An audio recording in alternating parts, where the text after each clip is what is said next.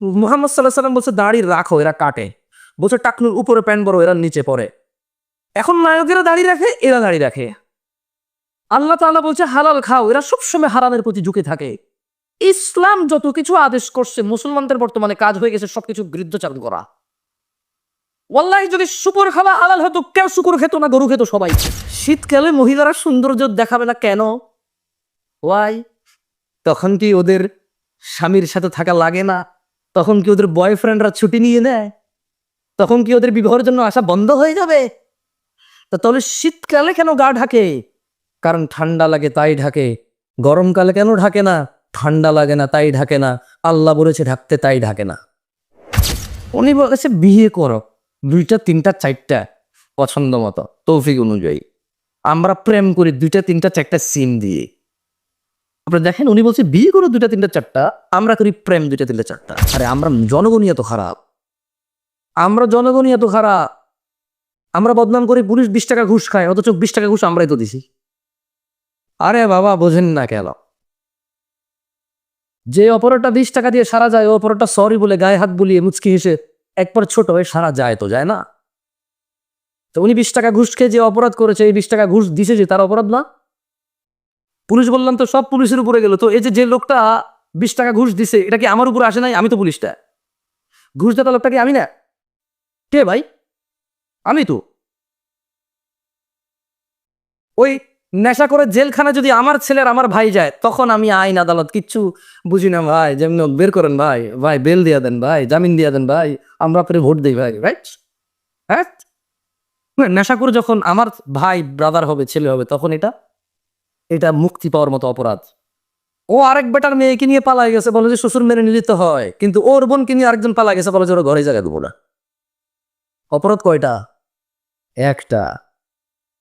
একটা অপরাধ যখন আমার হয় তখন এটা সহনশীল, একটা অপরাধ যখন আমার সামনের লোকে করে তখন এটা মৃত্যুদণ্ডের মতো অপরাধ না? গায়ক যখন মোবাইল চুরি হয় আল্লাহর কাছে চোর হেদায়েত চায়, তো গান বাজনা কি হারাম নাকি? হারাম না। তো নিজের জন্য তো সে চাইলো না, সেও তো হারাম কাজে লিপ্ত। ওপেন প্রকাশ্যে আল্লাহকে মাফ করুক, হেদায়েত দিকে আমিন। অবাক লাগে যখন সিনেমার নায়ক নায়িকারা বলে যে ইনশাল্লাহ এই সিনেমা চলবে অনেক বেশি মানুষের দিক দিয়ে। আল্লাহ নাকি চাইবে ওর সিনেমা দেখো। ইনশাল্লাহ মানে আল্লাহ চাইলে, ইনশাল্লাহ মানে আল্লাহ যেটা চায় না, এটা তো 1450 বছর আগে বলে দিয়েছি রে ভাই, আমি এটা চাই না। আস্তাগফিরুল্লাহ আযীম। আউযু বিল্লাহি মিনাশ শাইতানির রাজীম। 1450 বছর আগে আল্লাহ বলে দিয়েছে না যে আমি এটা চাই না? কোথায় বলছে বলবো? আল্লাহ বলছে কুল, ও মুহাম্মদ সাল্লাল্লাহু আলাইহি সাল্লাম বলে দেন। কাকে বলবে বলেন তো? কাকে বলবে? আমাদের বলবে। ইন্নামা হাররামা রাব্বিয়াল ফাওয়াহিশ। ও মুহাম্মদ সাল্লাল্লাহু আলাইহি ওয়াসাল্লাম বলে দিন আপনার উম্মতদের, বলে দিন এই পৃথিবীবাসীকে, ইন্নামা হাররামা রাব্বি, নিশ্চয় আমার প্রতিপালক নিষিদ্ধ করেছে, হারাম করেছে, আল ফাওয়াহিশ, অশ্লীলতাকে, মা যাহারা মিনহা ওয়া মা বাতান, যে নোংরামো প্রকাশ্যে হয় আর যে নোংরামো গোপনে হয়। গান বাজনা কি গোপন হয় না প্রকাশ্যে হয়? গায়ে হলুদ গোপনে না প্রকাশ্যে? গায়ে হলুদ গোপনে না প্রকাশ্যে? এইখানে তালতলা, আমতলা, জামতলার এই যে কর্নারের চায়ের দোকানে যে সিনেমার আইটেম সং লাগায় রাখে, প্রকাশ্যে না গোপনে? ট্যাক্সি ড্রাইভার, সিএনজি চালক একটা ডেস্কের মধ্যে গান বাজনা নাচ লাগায় রাখছে, প্রকাশ্যে না গোপনে? ঘরের ভিতরে বাপ মা, ছেলে মেয়ে, নাতি নাতনি, ভাতিজা সবাই মিলে ড্রয়িং রুমে বিশাল বড় 52 ইঞ্চি টিভি লাগায় রাখছে, হিন্দি সিরিয়াল চলে, প্রকাশ্যে না গোপনে? তো 1450 বছর আগে আমাদের রব বলেছে, বলে দিন সিগারেট যে খায় প্রকাশ্যে না গোপনে? সিগারেট কি গোপনে না প্রকাশ্যে খায়? দাড়ি কি প্রকাশ্যে কাটে না গোপনে কাটে? দাড়ি কি প্রকাশ্যে কাটে না গোপনে কাটে? দাড়ি কি প্রকাশ্যে কাটে না গোপনে কাটে? টাকনুর নিচে প্যান্ট কি প্রকাশ্যে না গোপনে? টাকনুর নিচে প্যান্ট কি প্রকাশ্যে না গোপনে? ওই যে মহিলা এভাবে খালি গায়ে হাঁটে, প্রকাশ্যে না গোপনে? এই যে পুরুষ, ওকে আল্লাহ নিষেধ করছে ওর দিকে তাকায়ও না, এই যে পুরুষ আল্লাহর নিষেধাজ্ঞা ভঙ্গ করে মহিলার দিকে তাকায় থাকে, আর ওর চোখে মুখে শুধু ওই মহিলার কল্পনাকে, প্রকাশ্যে না গোপনে? তো গোপনে কোনটা? এদেশের কোনো গায়কের যখন কোনো কিছু চুরি হয়, গায়ক ফেসবুকে স্ট্যাটাস দেয়, থানায় গিয়ে মামলা করে, পাড়া প্রতিবেশীর সাথে আফসোস করে, এদেশে সুদখোরের যখন কোনো কিছু চুরি হয়, সে ফেসবুকে স্ট্যাটাস দেয়, পাড়া প্রতিবেশীর সাথে আফসোস হাই হুতাশা করে, থানায় গিয়ে মামলা করে। মামলা মোকদ্দমা সবই ঠিক আছে, কিন্তু সে হাই হুতাশ করে আর বলে, আল্লাহ তুমি চোরকে হেদায়েত দাও, সে আমার কত বড় ক্ষতি করছে। মোবাইলে কতগুলো নাম্বার ছিল, মোবাইলে কি ছিল? ও কিন্তু সুদ খায়। মানে ও চোরের হেদায়েত চায়, নিজের হেদায়েত চায় না। ওর কাছে চুরিটা হচ্ছে গুনাহ, এটার হেদায়েত লাগবে। সুদ গুনাহ না, এটার হেদায়েত লাগবে না। এই হিসেবে সিগারেটখোর মনে করে গাঁজাখোরের চাইতে ভালো, গাঁজাখোর মনে করে মদখোরের চাইতে ভালো, মদখোর মনে করে হিরোইন চাইতে ভালো, হিরোইনখোর মনে করে টিকটিকির লেজ খাওয়ার চাইতে ভালো। আমার মতো জামশেদ মজুমদার হুজুর মনে করে দাড়ি টুপি রাখা সব চাইতে ভালো কাজ, কিন্তু মানুষের সাথে দুর্ব্যবহার করা খারাপ কাজ না। মাইক্রোফোনে এসে আসা লোকগুলো আমরা যখন পরামর্শ দিই মানুষকে, আমরা ভুলে যাই আল্লাহ বলেছে, ইয়া আইয়ুহাল্লাযীনা আমানু, হে তোমরা যারা ঈমান এনেছো, লিমা তাকুল, এমন কথা বলো কেন, মা লা তাফআলুন, যা তোমরা করতে পারবা না নিজেরাই। কাবুরা মাকতান ইনদাল্লাহি আন তাকুলু মা লা তাফআলুন। নিশ্চয়ই আল্লাহর কাছে ঘৃণিত কাজ হচ্ছে এমন কিছু যা তুমি অন্যকে বলো কিন্তু তুমি নিজে করো না। কেমন?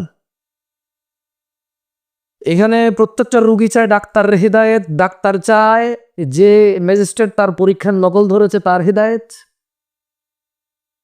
হুজুর চায় মাহফিল কমিটির হেদায়েত কারণ টাকা কম দিছে, মাহফিল কমিটি চায় হুজুরের হেদায়েত, টাকা কন্ট্রাক্ট করা ছাড়া আসতে চাচ্ছে না। কেউ নিজের হেদায়েত চায় না, প্রত্যেক ব্যক্তি অন্যের হেদায়েত নিয়ে এখানে ব্যস্ত। লা হাওলা ওয়ালা কুওয়াতা ইল্লা বিল্লাহিল আলিয়্যিল আযীম। এমত অবস্থায় এখানে মানুষ কিভাবে ভালো হব আমরা, যেখানে আমি সবসময় অন্যের ভালো চাই, নিজের ভালো চাই না, এবং অন্যকে আমি বলি আমি যে তোমার ভালো চাই এটা তুমি বিশ্বাস করো। আমি কিন্তু নিজের ভালোই চাই না, আপনারা যে ভালো চাই এটা বিশ্বাস করার জন্য আপনাকে বলি। মুহাম্মদ সাল্লাল্লাহু আলাইহি ওয়াসাল্লাম বলছে দাড়ি রাখো, এরা কাটে। বলছে টাকনুর উপরে প্যান্ট বড়, এরা নিচে পড়ে। এখন নায়কেরা দাড়ি রাখে, এরা দাড়ি রাখে। আল্লাহ তাআলা বলছে হালাল খাও, এরা সবসময় হারামের প্রতি ঝুঁকে থাকে। ইসলাম যত কিছু আদেশ করছে, মুসলমানদের বর্তমানে কাজ হয়ে গেছে সবকিছু বিরুদ্ধচারণ করা। ওয়াল্লাহি যদি শুকর খাওয়া হালাল হতো, কেউ শুকর খেত না, গরু খেত সবাই। যদি মদ খাওয়া হালাল হতো, এই মুসলমানরা মদের প্রতি এত আকৃষ্ট থাকতো না, সবাই পানের প্রতি থাকতো আকৃষ্ট। যদি সুদ আর ঘুষ খাওয়া হালাল হতো, তাহলে আজকের যে মুসলমান আমার চোখের সামনে আছে, আমার মনে হয় এরা কেউ সুদ আর ঘুষ খেত না। ওয়াল্লাহি যদি নামাজ পড়লে পাপ হতো, তা ফজরে তুমি মসজিদে জায়গা দিতে পারতা না। গান শুনলে পাপ হয়, কনসার্টে জায়গা হয় না। গান শুনলে পাপ হয়, কনসার্টে জায়গা হয় না। সিনেমা দেখলে পাপ হয়, ইন্টারনেটে মিলিয়ন বিলিয়ন ভিউ হয় ওইটার। বাবা মায়ের সাথে বেয়াদবি করলে পাপ হয়, কোন সন্তান তার বাপ মায়ের কথা শুনে না।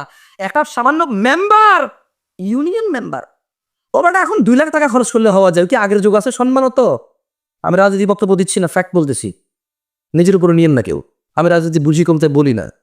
আমার শত্রু বলে শুধু শুধু নিজের শত্রু বাড়ায় না। আমি নিরীহ মানুষ, মনে আপনার কষ্ট যাবে শুধু, বাস।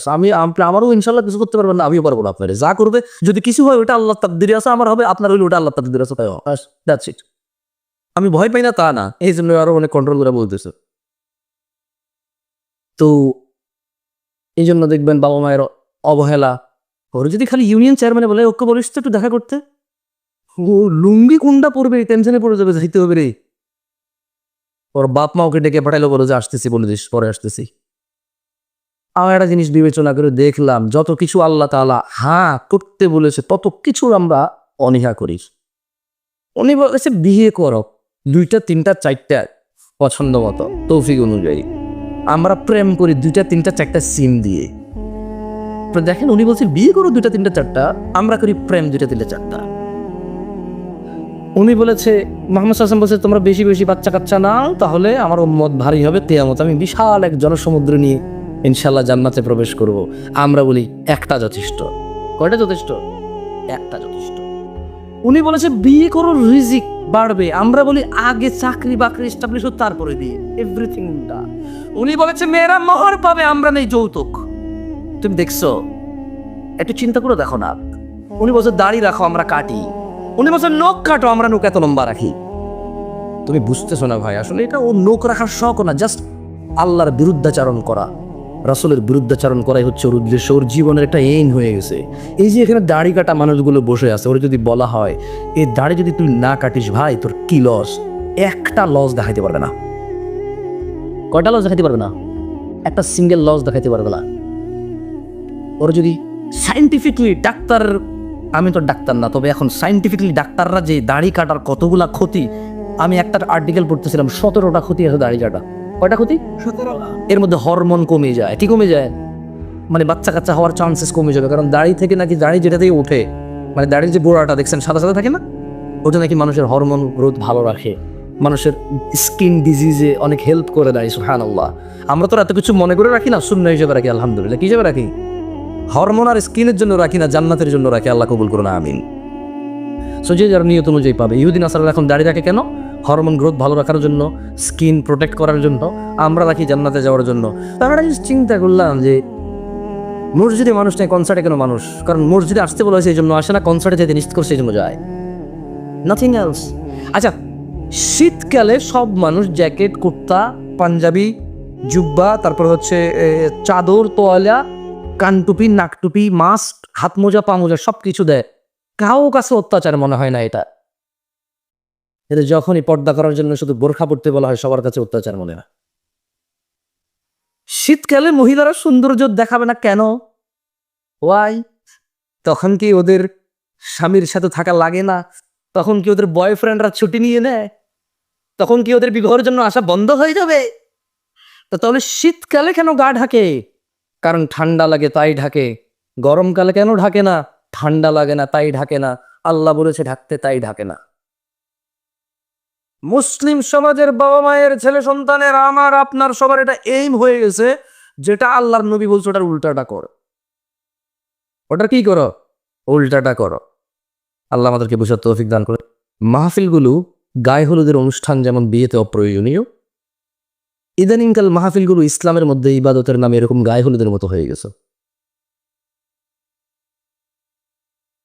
প্রচুর মেলা হইতো, জাহালাত ছিল, মানুষের অজ্ঞতা ছিল। ঠান্ডার সময় প্রচুর মেলা হইতো, মেলা, বটকা, বাঁশি, ওই কাঠের বানানো পাখি, এভাবে পোলা পাইনে লাকড়ি ধরে দুটা চাকা থাকে, ক্যাঁ ক্যাঁ ক্যাঁ পা, সারাদিন বাজে এই সময়গুলোতে। তো মানুষ কিছু দিনদারি কার কর্মকাজে নিজেকে নিযুক্ত করতে গিয়ে ওইসব মেলা বন্ধ হয়েছে, যেটা ভালো হয়েছে। কিন্তু যেটা ভালো অল্টারনেটিভ হয়েছে সেটা আরো বেশি খারাপ হচ্ছে। মেলা হারাম সব সময় সব আলেমরা বলে, সব সাধারণ মুসল্লিরা এগ্রি করে। ওয়াজ যদি বলি হারাম, কেউ এগ্রি করবে? করবে না। কিন্তু এই ওয়াজগুলো বাংলাদেশের সংস্কৃতি অথবা একটা এলাকার ঐতিহ্যে পরিণত হয়েছে, এর বেশি আর কিছুই না আপাতত। এটা এখানে উপস্থিত আপনারা যারা আছেন, আপনাদেরকে এখন পরীক্ষা করলেই চলবে। তোমাদের যাদের ক্যামেরা আমার দিকে করা আছে থাক, কারো দিকে করিও না। এখানে আপনারা মিনিমাম 60% মানুষ এশান নামাজ পড়েন নাই আজকে। না না না না, আপনারা বিশ্বাস করি না তো ভাই। ফজরে আমি যাই তো দেখি কয়তো, কারণ বাইনানা ওয়া বাইনাল মুনাফিকিন, আল্লাহ নবী একজন সাহাবী বলছে যে নিশ্চয়ই আমাদের এবং মুনাফিকদের মধ্যে পার্থক্য কি? শুহুদুল ইশা ওয়াস সুবহ লা ইস্তাতিউনাহুমা। মুনাফিকরা ফজরে আর ইশার নামাজ পড়তে পারে না। কেন? বহুত কষ্ট হয়ে যায় ওদের। আপনাদের মনে মুনাফিক বলছি না? আমার আবার মুখ খারাপ ভাই, সবকিছু নিজের উপরে নিয়ে নেন আপনারা। আমাকে এখানে আনছেন কথা বলার জন্য, আমি কথা বলবো, বুঝছেন? আমার সব কথা ধরা লাগবে না। কিছু উদাহরণ উদ্ধৃতি দেই, হয়তো অপ্রাসঙ্গিক হয়ে যেতে পারে, যেটা আমি মানুষ। যতক্ষণ আমি কোরআন পড়ে অনুবাদ করব ততক্ষণ ঠিক আছে, হাদিস পড়ে অনুবাদ করব ততক্ষণ ঠিক আছে। যখন আমি এগুলোকে আরো বেশি এক্সপ্লেন করার জন্য উদাহরণ উদ্ধৃতি দিব, তখন হয়তো কিছু ইররিলেভেন্ট কথা হয়ে যেতে পারে।